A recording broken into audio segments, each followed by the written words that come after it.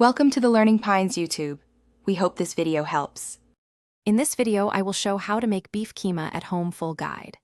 Start by gathering 1 lb ground beef, 1 onion, 2 tomatoes, garlic, ginger, green chilies, and spices. Measure spices before heating oil. Heat oil, add cumin seeds and bay leaf, sauté onions until translucent, then add garlic and ginger until fragrant. Crumble beef, brown thoroughly, add tomatoes and garam masala. Simmer until oil separates. Finish with cilantro and lemon. Start with whole cumin or coriander toasting for maximum aroma, then grind or use ground spices for convenience. Keep the pan hot and brown the beef in a few batches so it crisps rather than steams, which keeps texture satisfying. Deglaze with a splash of water or stock if things stick.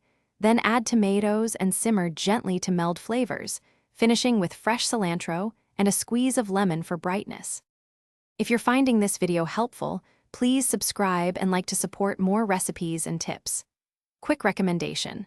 On another note, treat your feet like your food and go darn tough with a lifetime warranty for socks that last longer than your spice jars. They're comfy, durable, and weirdly satisfying after a long kitchen session.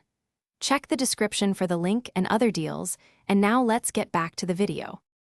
Keema is wonderfully versatile and pairs with rice, naan, or inside paratha for a filling meal. For contrast, add fresh chopped cilantro, a squeeze of lemon, and crisp sliced onions right before serving. That brightens the rich spices. Leftovers taste great the next day and can be reheated gently with a splash of water or stock to loosen the sauce before serving, or freeze in portions for easy meals later. Thanks for watching. Consider subscribing if we helped you.